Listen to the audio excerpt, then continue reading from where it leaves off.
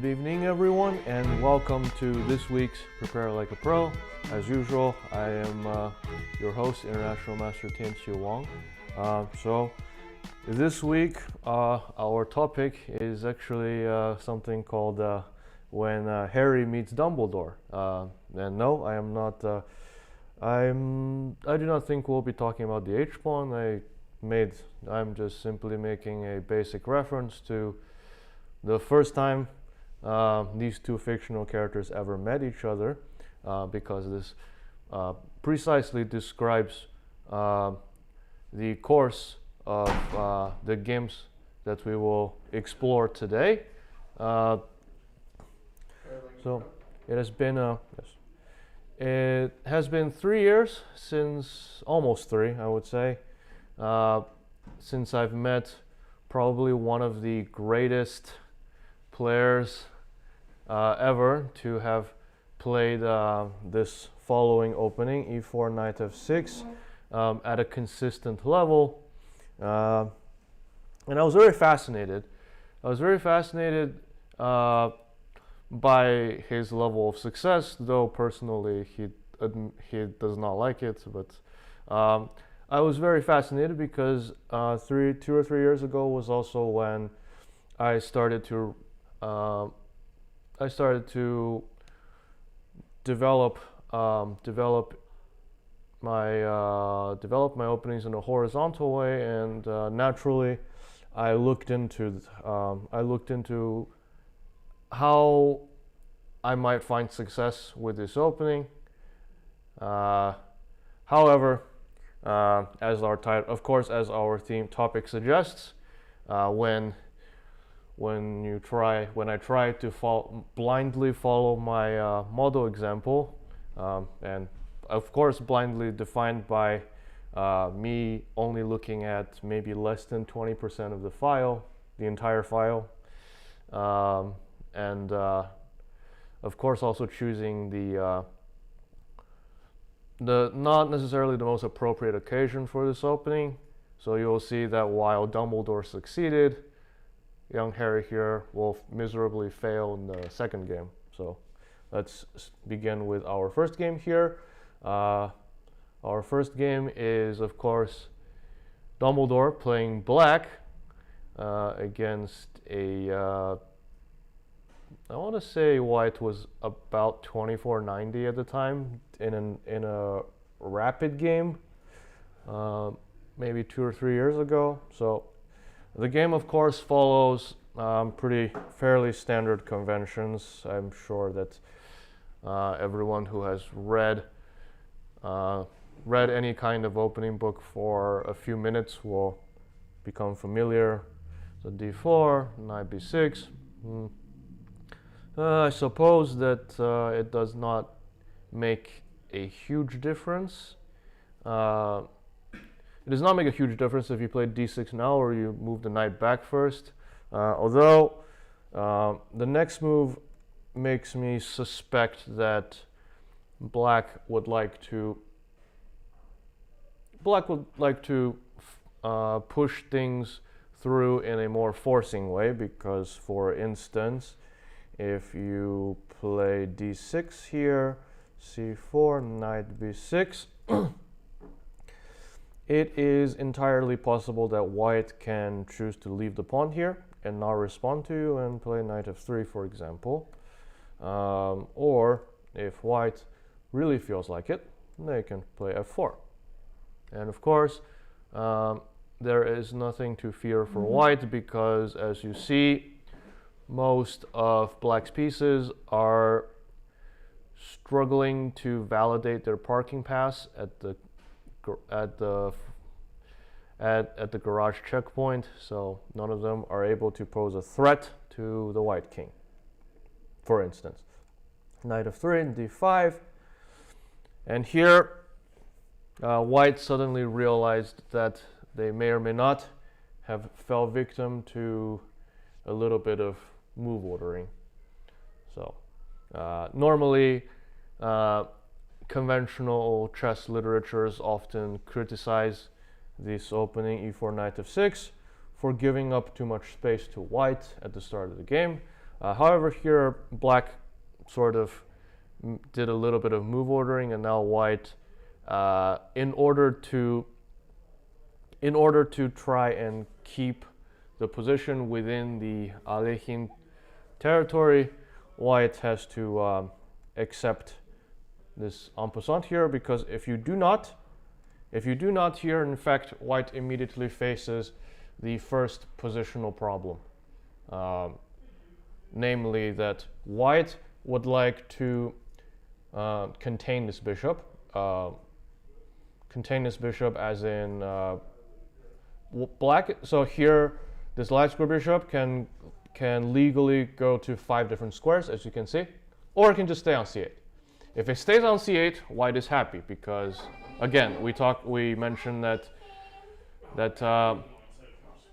each undeveloped black piece is basically like when the wind blows away your parking ticket and you can't leave the garage. But yes, that happened to me at the chase. I had to run a little bit to get it, but so white is very happy here because this bishop will stand out more than the most incompetent Among Us teammate you've ever had. It also does not make sense for the bishop to come here, because if black would like to play flexibly, they would most definitely try to keep both e6 and g6 open. So it does not make sense for black to shoot your own big toe and tell white that the only way to develop this bishop is to play g6. And of course, bishop h3 belongs in your average K1 scholastic tournament, so which does not apply to our audience here at the moment. So by process of elimination, we have realized that f5 and g4 are the 2 valuable squares that the bishop will likely end up on. So and now we come to white's dilemma here.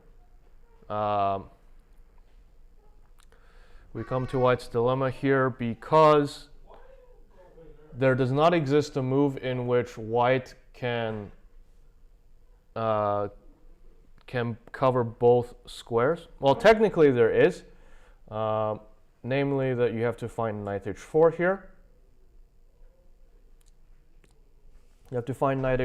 here. However, black can maybe just play g6, bishop g7, and castles, and they can play c5. And this knight will not be here forever, because the knight has to eventually turn around and bolster this pawn on d4 in the name of maintaining order on the board, because order is in fact one of black's worst positional enemies here. Chaos would mean that all of these pieces will find their way out of the garage. Bishop. To answer your question here, you can try to trade bishops, but it is a little bit against the whole point of. It is a little bit against the whole point of seizing all those space, right? So white takes. It has already been worked out that e takes is most likely it is objectively much more difficult for black to continue here compared to c takes, or normally there's no queen takes, but maybe e takes is as challenging for black to continue than c takes, but c takes is simplest, of course. Ahmed, the knight h4 is sort of a trendy idea to, in general, prevent bishop f5 or bishop g4, and of course to bait black from playing e6, and then you turn around and black realizes that maybe they need to tow the car out, so to speak. c4, g6, and now we have successfully returned back to a regular position from in the knight of 3 lines. Bishop e3, bishop g7,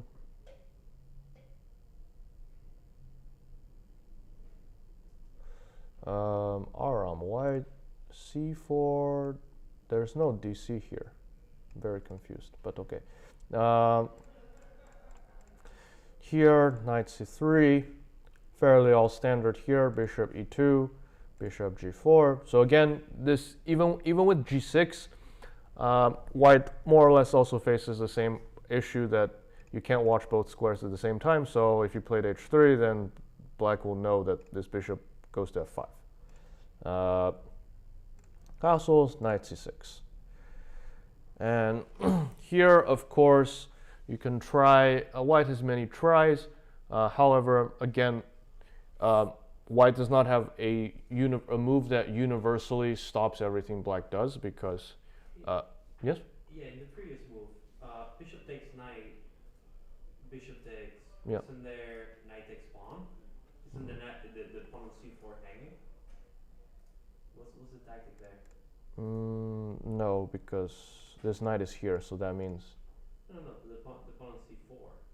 Yes, right? But when the bishop comes here, you have to pay attention to this pawn. The pawn. Yeah, the pawn, Right, yeah. right. But I think you make a fair point that, in fact, d4 d4 for the most part will often come under fire, and one of the reasons is because black's bishop makes it to g4 and they take it one day. But of course, and here I have a small positional question for my audience here to think about. So we know that when the bishop is on g4, if white never moves the knight, then one day black will take it because, as I said, the pawn on d4 will become a hot point of positional contention in the middle game. However, what is this one last score thing that black is looking for in this position to propel himself to take on f3?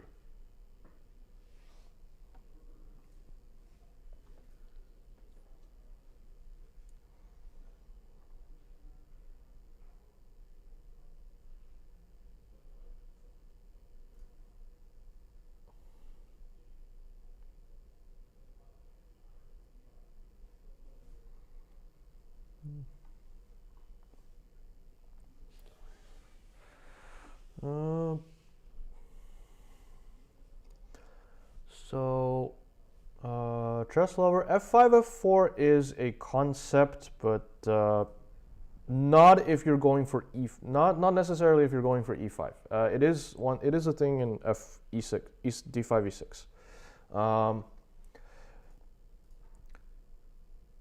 And here, so when you see this tension here, it is similar to a lot of other pin dynamics you see in those following squares that I've highlighted. Whenever these happens, the side with the bishop is always looking for a mild positional weakening from the knight side when they try to kick the bishop with a rook pawn. So in this case, it would be h3. And here, in fact, black is going to leave this bishop here, and they will take it once they have made this last score in the form of provoking white to play h3. Because what ends up happening is that sometimes this knight comes here and they take this bishop. White may encounter some issues with positional integrity on the dark squares. And when you have to play f takes, maybe it is better that white's pawn was on h2 instead of h3. So, castles, knight c6, b3, d5, c5, knight c8. So this is all standard, again, all standard moves here. However, white here played, I believe white played rook b1 here, which I find to be not that precise. I believe that white, now we get to a point where every move counts. Nobody can afford to slow down here without due cause. So if white were to accomplish their originally purported queenside expansion, what would be a much more efficient way to go about it?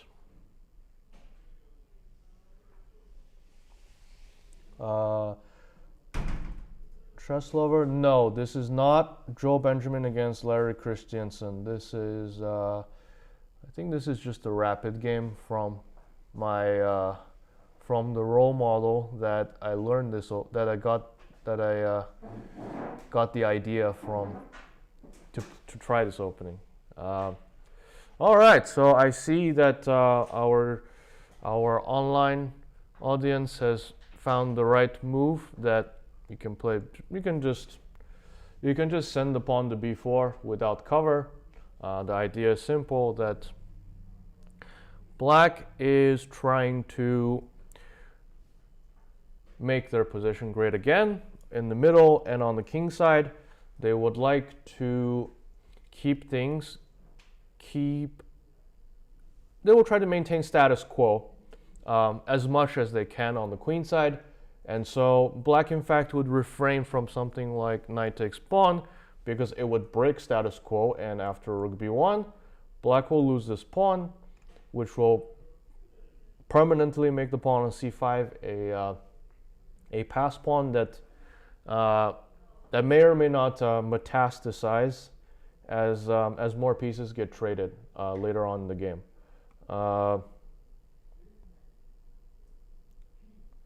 Knight c8. Let's see.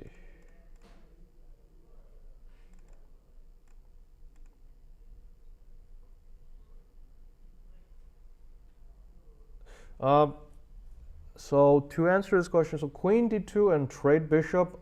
Again, I would not try to trade anything here if I'm playing white, because again, like we're the side with more space, so it does not make sense to help the side with no space to simplify pieces. And also, I don't think queen b3 is possible here. So rook b1, e6. So here black is already a move ahead. So the plan is fairly simple, that this knight will come here and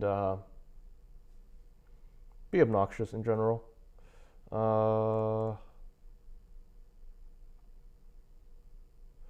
Okay, well, I see. But I get the point. But as I said, if you play b4, I think black's best move is actually just to play a6. So you don't have b5 for free.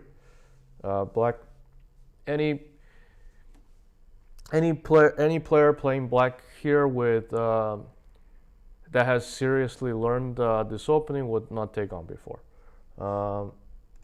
Rook b1, e6, b4, a6. So as we see here, we should not give white not give white free estate on b5, because if we played a6, we make white trade once on b5.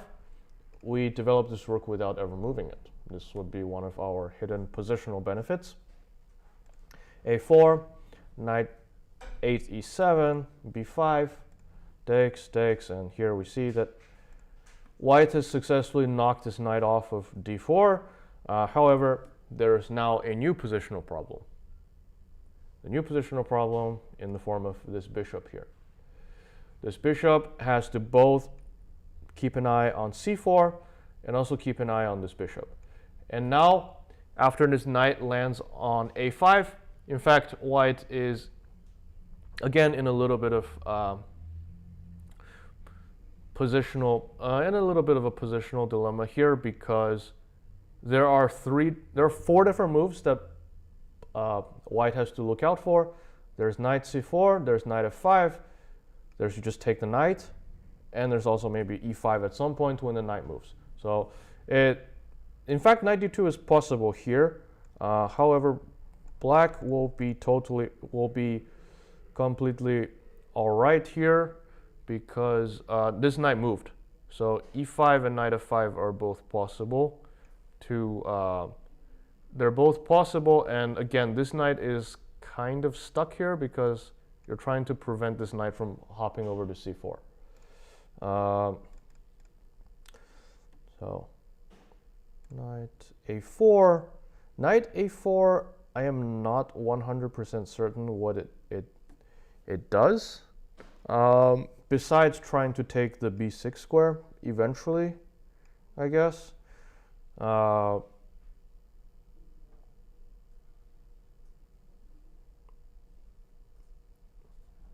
being said, I do wonder what is a better way for black to continue here, for white to continue here, because, but anyways. So here, I think black already realizes that some simplification is necessary now. So as I mentioned, black takes advantage of this bishop. This bishop can only pay attention to one thing at a time. So they take on f3. And of course, white does not have any due cause to play g takes, because knight f5, queen h4, and knight f5 and queen h4, and white will have a hard time protecting this pawn. So for example, here and here. And now we see the consequence of knight on a4, because if the knight was on c3, you were able to take back with f3, and the knight could come to e2 and defend the pawn that way. So of course you will not take it that way. You should go bishop takes, and now we go knight c4. And this knight was, and we should go with knight c4 first, because this square is undefended, and also it stops knight b6, which could disrupt this rook, which I believe it is best placed on a8, exactly the way it started, because this rook would not find support if it traversed into white's position by itself. Bishop g5. I'm not necessarily sure if the bishop should move. I do suspect that white did this because they're trying to stop knight f5. However, I also believe that in most cases, white should just leave the bishop here and play f takes, because one of the upsides one of the pitfalls that white has avoided is to play h3 to weaken dark squares around their own king. So bishop g5, h6, bishop takes, which I believe is already not very precise, because now after queen takes, black is already threatening to play queen f6 and simply seizing this pawn without returning much compensation for white. Bishop e2. And here I think immediately disaster strikes, because white sort of loses the marble on maintaining order in the position. And here, if you were black, how would you start some chaos and break up white's position?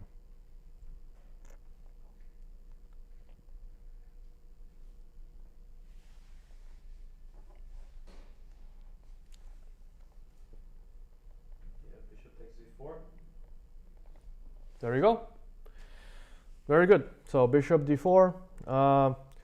It turns out that this knight really should not have been there. Or if you were there, you should at least come back to play, you should at least play rook a1 at some point, and then you do whatever to make sure that this queen is not, overwhelmed in some way. So white realizes the problem here. They play queen d4, rook a4, rook a1, rook b4. So you see that when the position starts to fall apart, these pawns, white will have difficulty protecting these pawns because they're very high up and far away from the rest of the pieces. Rook b1, they take, because of course the rook has been surrounded. Rook c8, makes sense. You see that this pawn will not be able to find additional reinforcement. So white has to hammer open the piggy bank and take the knight.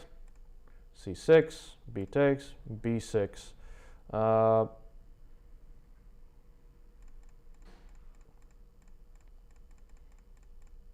So to answer this question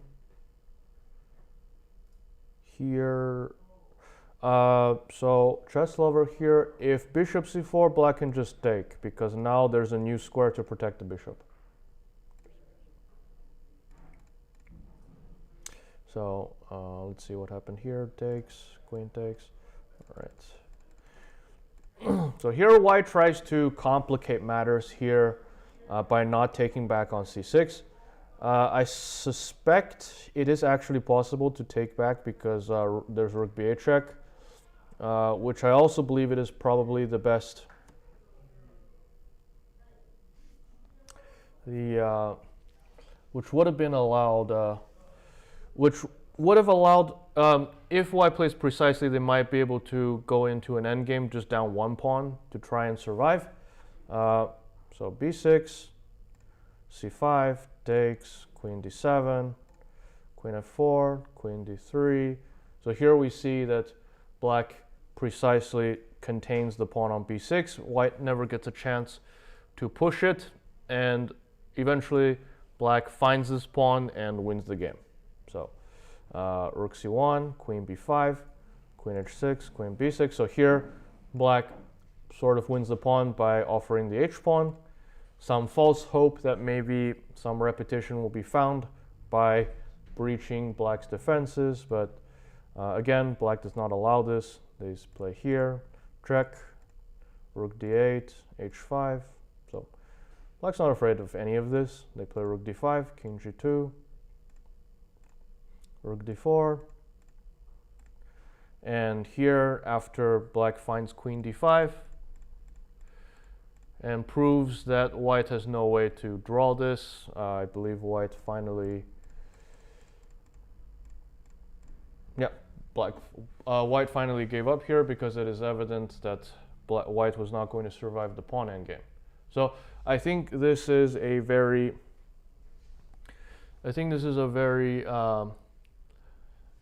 valuable model game for anyone that is curious about the fundamental mechanics of playing e4 knight f6 with black. Do note, I do want to also point out that in this case, black also had the time control on their side, because I believe this was either game 10 or game 20. It cannot be more than 30 minutes. That's all I can. That's what I am certain about. And one of the difficult things when you play white and you face this opening is that a lot of your moves are don't necessarily come to you in a natural way. So the only way for you as player with the white pieces would be if you consistently practice on your own, and hopefully there are enough trolls on the internet that plays this opening for you to sharpen your memories. So now I've shown the game, the masterclass from Dumbledore. Let's see how I tried emulating him and how I miserably failed in the next game. So in the next game, this next game, of course, now we know I had black in this position, but who played white in this position? So I played a very famous prodigy out of New York that claims he lives in apartment 116. In other words, I played FIDE Master Tianqi here. So if you already here, we can see that a few things outside of the board has gone wrong for me. So firstly, I did not give enough respect for his opening fundamentals. Second thing, I failed to account for that someone strong in his local tournament circuit already plays a 4 knight f6 very regularly, so they are very attuned to the opening in general. And lastly, the time control for this game was game 80 with 30-second delay. So compared to a rapid game, we have a classical game now where white has plenty of time to recollect their cool and come up with the right way to, the most precise way to proceed in the middle game. And so we'll see here. This is Toni Adewumi, yeah? Yeah. Okay. So e4, so the game started with e4 and we see this. So by the way, it does not matter if you play c4 or d4 first. It always comes, it pretty much always comes back to this position. So d6, f4, takes, knight c6. So I think if you would like to play this opening, you should understand that this is objectively black's best way to stay competitive. Pretty much everything else loses on the spot. Or not really on the spot, but in the next 5 to 10 moves.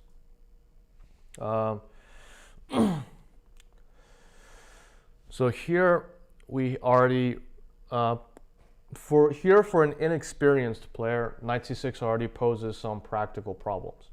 How to protect pawn on d4. Normally, we resort in those situations, we can try to eliminate options by CPR. Unfortunately, we cannot use run here because the pawn on e5 would tell you to go to hell for leaving it behind. So here, if you're white, what would be the best way to protect the pawn on d4? Yeah? What is CPR? Oh, so capture, protect, and run, right? This is the thing you tell little kids. This is the thing you tell.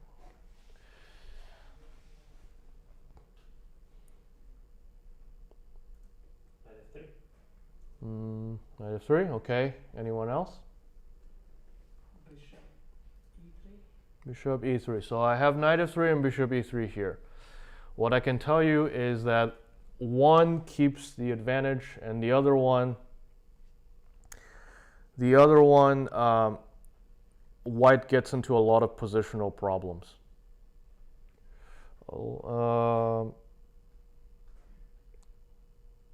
I'm not sure. Chess lover, actually, I'm not sure if, I don't remember, but I believe that e6 is probably a valid move here. I just don't completely remember how it goes. I want to say I can play queen b4 maybe. But very good. So knight f3 is what a lot of inexperienced player will play, but this immediately causes problems because bishop e3, by the way, is the right continuation. So knight f3 there, it allows bishop g4. The fundamental issue, of course, is that black will take the knight on the next move, pretty much no matter what you do. So for instance, if you played bishop e3 here, black will take the knight. They don't care that this pawn is hanging, they will still take this pawn. So that is one thing. If you play g takes, there's again a problem because black will play e6. And now it is also important for black to remember that black should not play queen h4 check. This queen is exactly where they're supposed to be. The queen should be on d8 because it attacks this pawn. But the dangerous thing about e6 is that black is now threatening to play bishop e7 and give this check. And so the plan goes like this. When black checks on h4, so firstly, the bishop shouldn't be here because black will trade your bishop, and then this pawn is, again, you're back to square one on defending this bishop. This pawn, sorry. And if you move your king to e2, for example, or if you play bishop e2, king f1, black can just play castles in f6. And they play queen e8, queen h5, and then your king is already under attack. So that is the more or less why knight f3 is not a good move, because you have to play g takes, and your king has to suffer for the rest of the game. Okay, so somebody asked why I cannot do this.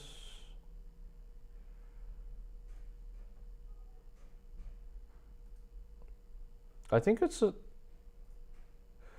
So sure, you can do that. I think what ends up happening is that black will just play f6 castles, take here once, and then because their bishop is here, I can give this rook for this bishop, and then claim that you're hanging both of these pawns, and I have enough to play on.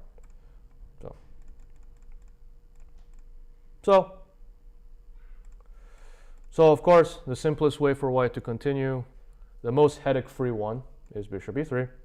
And now, remember our discussion about this bishop in the first game. So now bishop e3 also poses another inconvenience for black, that black wants to play bishop g4, but this knight hasn't developed, so this is actually also not a square. My current and former employers will both nicely ask you to re-register for their unrated class if you ever put the bishop there. So unfortunately, to avoid such cruel and unusual punishment, I have to put this bishop here.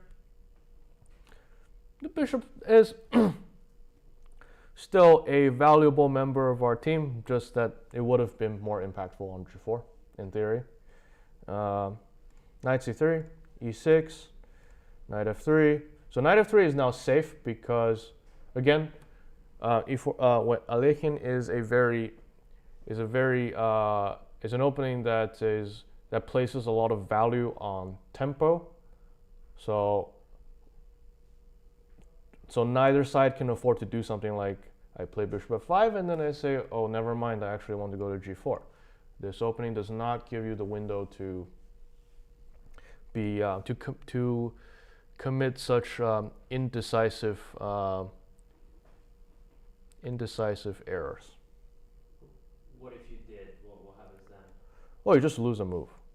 You just lose a move compared to the main. Sure, but now you're in the same situation. Bishop e2. Yeah, we can just play bishop. Take. Wait, actually, that's a good question. I think you can just play b3 here. Rook c1. I can play rook c1 and I just develop everything else. Yeah, but now takes, queen takes. No. And Wait, actually, you're right. Knight f3, bishop g4. I suspect. Oh, that's interesting because. I mean, I know b2 hangs at the end, but. That's a good point.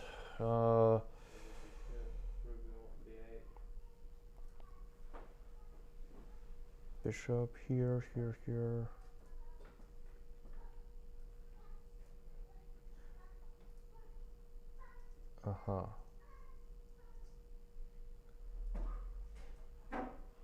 That's a good point. I want to say.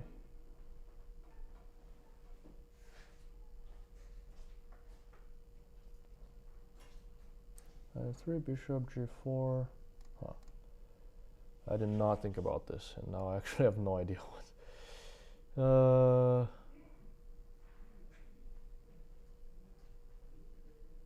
Let's see. Can I remember what I'm doing here?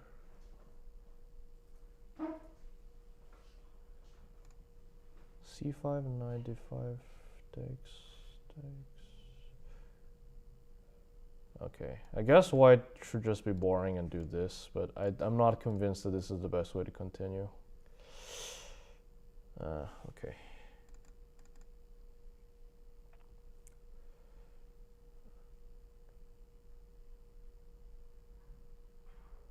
There's a different.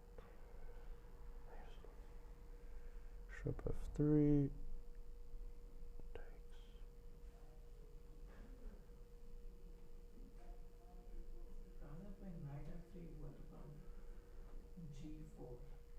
Where? G4 is I think g4 has. Okay, firstly, I Yeah. just do this and lose. Okay, no. Okay. Yeah. So I guess that means you should go bishop e2 first. So knight f3. Yeah. So if your white wants to play it even more precisely, you should go there first. So yeah, knight f3. I think I just played bishop e7, bishop e2, castles, castles f6. Which is, of course, the number one thing we should do is that black should voice complaints about white's seizure of space in the center that clearly violates every international treaty known to our race. So white should take, because if black takes, then then white has a static weakness on e5 for the rest of the game. Bishop takes, queen d2, queen e7.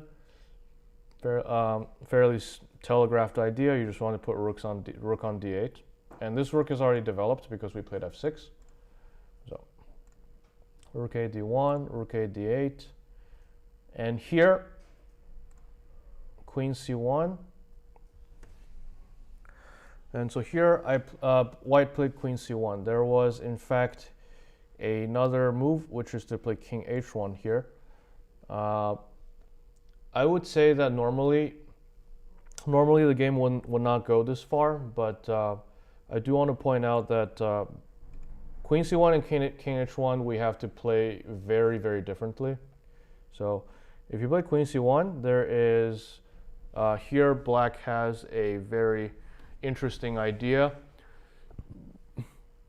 Here black has a very interesting idea to kill the game immediately, more or less.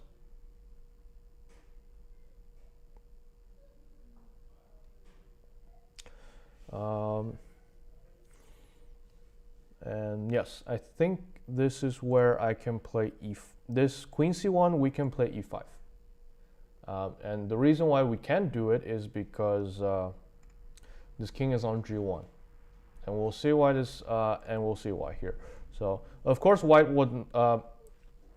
with a sane conscience would not take here because it is exactly what it plays into black's hand. And also these bishops have no pawn support. They can come under fire if the e-file is open, so of course this makes the most sense. Now of course we would not put our knights in we will not put a tall hat on this knight and tell it to sit in a timeout corner. So it makes the most sense that the knight is going here. Takes, takes, takes. And here, if you're black, how do you justify investing a pawn into opening the position here?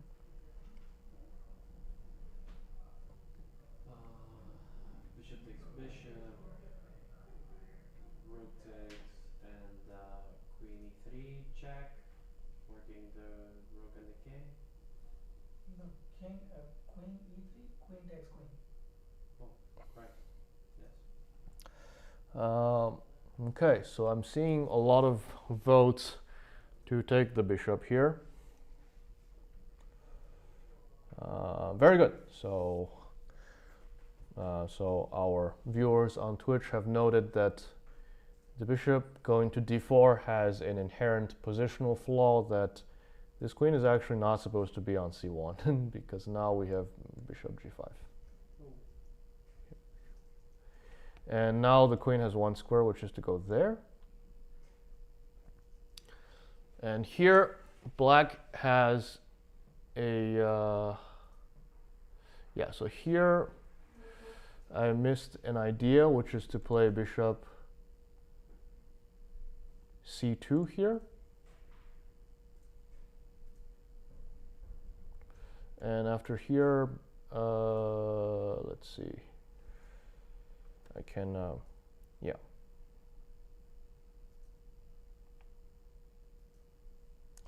And I can just go here, I think.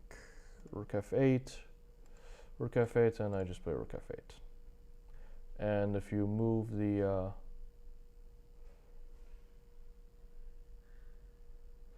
Let me see. So take, queen c5. I can disengage with rook fd1. I think that's the idea. And I play b3 and bishop f3. And there is, I don't think you win a pawn here. No, sorry, that's just to, yeah. By the way, whenever the bishop goes to d4, you should play bishop g5 to kick the queen into the corner. That's otherwise, I find it difficult to believe that black has compensations for this. To be honest, even now, I think I'm mixing up a line here because I think that wins a piece. yeah, this is what I missed. So what did I do in the game? Queen c1, I played bishop g6. Bishop g6 because I was trying to do the same thing. But here, he played king h1. Here, white played king h1, which means that I actually already have to change plans here. Again, the king on h1 makes e5 not work because a lot of tactics, this bishop on d4 can fall back to g1. And also the king's on the lights is the king not being on g1 also means that a lot of black's tactics will just not work. So I think the example is like this. I want to say the idea is that there was h3, e5. I think the line goes actually like this. So here takes, and now here you want to find this move, which more or less kills the game immediately because so you should not take this because black will take the bishop and play bishop check. First part. If you go here, black will also just take this. We'll take this and play bishop e3. And I think you should go here. And after queen e1, I think you just have knight c4. You have knight c4, bishop takes, and here, d6, queen f7, and I think this is like more or less equal. I mean, you can try if you play.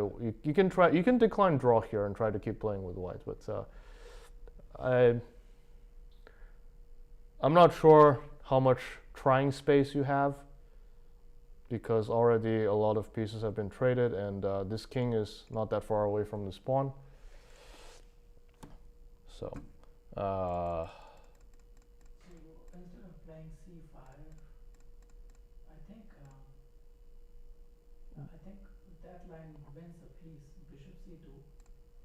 no, it doesn't because Bishop c2. Okay. drag takes, and I just go here. Okay, and now,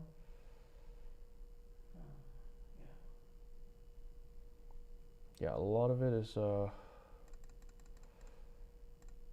okay, so what did I say? Bishop f2. Okay, you want, okay, yeah, rook, okay, yeah, you're right. King f2, okay, queen e3 is simplest, I think. All right. However, I don't think so. This would be all if the king is on g1. Unfortunately, during the game, I did not notice that difference. I thought this is a universal thing I have to do in the entire like f4 line in general. So let's put it here. So king h1, I played e5. So all of this happened, and here I suddenly realized that after here. After bishop g5, queen a1, c5 doesn't do anything because white just goes bishop g1, and actually I'm just completely lost here because I have no way to justify this pawn here.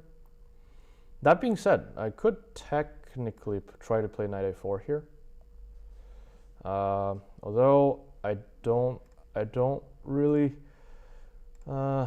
fancy this after something like d6, for example. because this knight is technically hanging, and I would prefer to not have this pawn distract my entire coordination here. So unfortunately I had to resort to chickening out, and I think I just took this. Knight a4 here, so I play knight a4 here immediately because this bishop is hanging for one move. So bishop f3, queen e5. Of course I'm trying to double white's pawns to justify me missing one to begin with. Rook d1, knight c5. Here I already can take, I believe, but again, I did not take here because I was trying to definitively convince white that I have enough to not lose the game. So rook e1, queen d6, queen e3, rook e8. So some maneuvering around happened, I guess. Rook f1, c5, queen h4, queen e5. So here actually here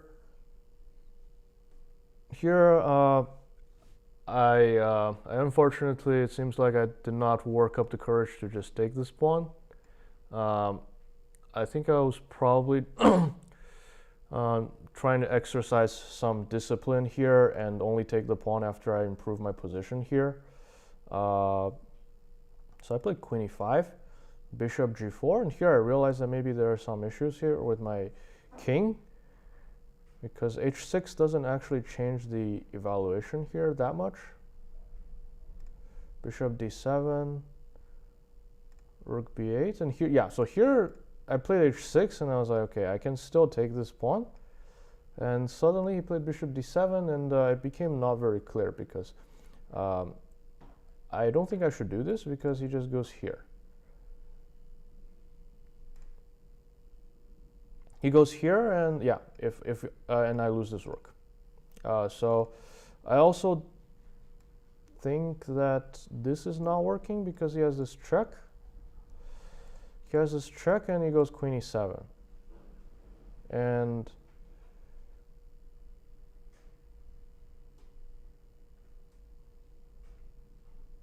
oh, is that what I thought? Because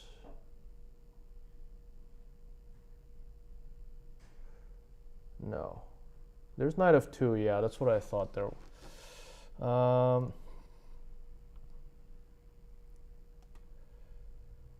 So I wonder what I missed here. So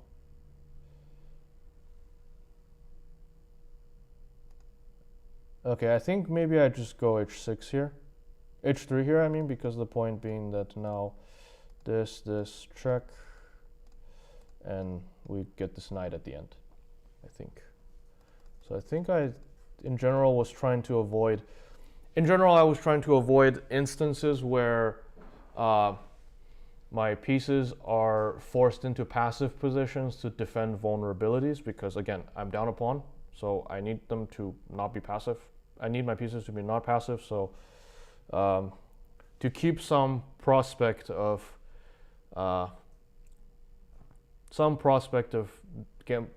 this pawn, gambiting the pawn on e5 to make it work out. So in other words, I'm committing some basic level of Ponzi scheme with the pawn.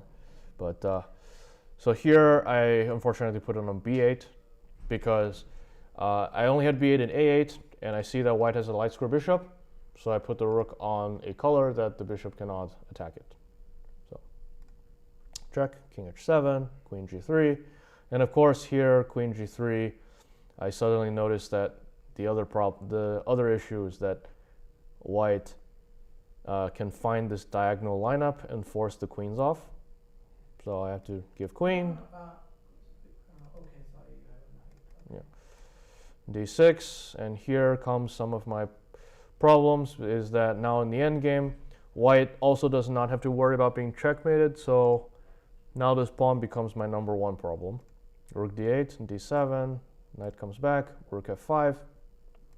So yeah, so rook f5. I feel like I actually completely missed this move, and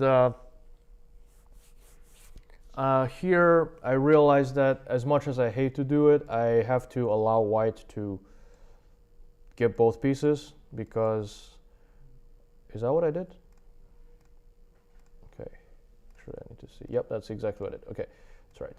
So I realize that this is most likely my best try in the position because I avoided the worst case. I already avoided the worst case scenario. So generally speaking, when you have rook against two pieces, rooks have performed the worst against bishop pairs. If you look in, I don't have the graph with, I don't have the table with me right now, but typically if rook is playing against bishop and knight, then you can expect about a 30% draw rate from those imbalances. But if you have a rook against two bishops, that draw percentage drops all the way down to 2%. And sometimes the bishop pair can run over the rook side, even with the rook side having up to about 3 or 4 extra pawns. Yeah. Even with queen. Yes, actually you're right. The model game I was thinking of, black lost with rook and 4 pawns against bishop pair because there were queens on the board. So let's come back to our game. So knight d5. I would like to play b5 and start removing these pawns, because without these pawns I can safely take one of the pieces and tell white to knock it off and be ready for the next game. Unfortunately, I cannot do that because that's a fork. Go king g7. Again, this is good practice that when you see that your opponent has only one bishop remaining, you should try to position your key pieces on the opposite color of this bishop, so it's completely useless. a4, so white notices my idea, which is to do that. I play rook d6, rook a6, of course, being an idea, king g1, rook e6, king f2, they notice this, rook e5. Okay, so just some trimming around, not really sure what is happening here, other than everyone trying to slowly improve their pieces. So king g7, of course, king h6. So now you see that because I have more or less put everything on dark squares, white does not necessarily have 24-hour access to a d5 square to attack this pawn, because I can just move it, and this pawn cannot move because the knight is hanging in a lot of instances. Rook e7, king e3, king g5, very simple. I see the king is pinned, so I will play h4, or I can play king g4. To simplify, knight d5, rook e6, knight f4. So here I consider this to be a very imprecise move, because now white has lost a lot of initiative here. So knight f4 is actually, I wouldn't say it's a bad move, but it completely underappreciates rooks, the power of rooks, when you don't have the bishop pair. So if you have black here, how would you call out white's bluff with knight f4? Do you dare or you don't?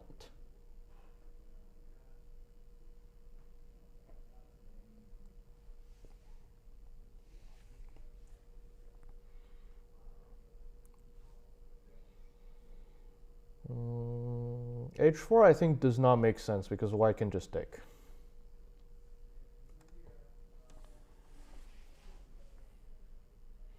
Rook f6, I would say it also does not really make that much sense.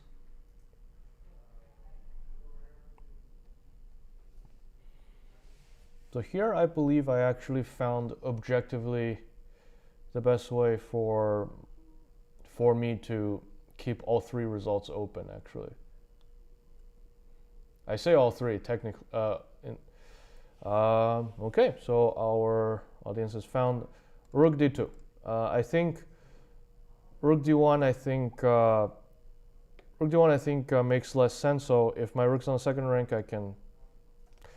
Firstly, it's on the opposite color of the bishop, and secondly, this is technically a target. So here you should call out white and realize that if white takes both of these pawns, it will not necessarily matter as long as we grab one of these pawns in return, because white having only one bishop will require a lot more manpower to kick the king out of g5 and g7 when you try to push these double pawns. So that I just took advantage of these pawns being doubled. If they were just next to each other, connected, then maybe this would have resulted in too much risk taking. So of course, black accepts. White takes the challenge. Bishop e8, rook c2, bishop f7. So here, a very tragic moment happened. I incorrectly claimed repetition, and it seemed like I counted one move wrong because the repetition happened with the bishop here instead of on there. So I missed it by one move. My opponent got 2 minutes, and the game continued. So white still wanted to win. I get that. So rook a4, and after rook b4, knight d7. This position right now is completely equal if I can keep my cool here. However, as I have previously mentioned, keeping all three results open, I started to believe my own lies, and actually thought there were 3 results. There were only 2. Either white wins or I somehow make a draw. So, if I really don't feel like allowing white to win, what would be the simplest way to close down the game?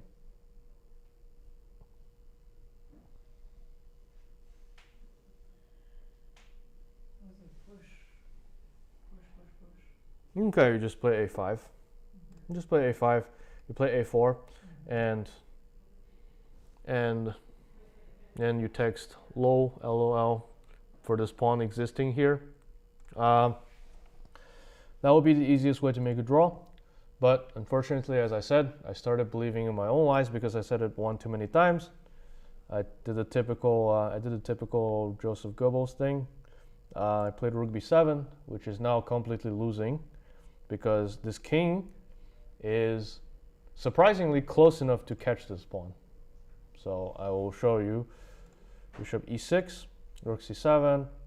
So I have to defend this pawn because if I play a5 now, white takes and they're on time.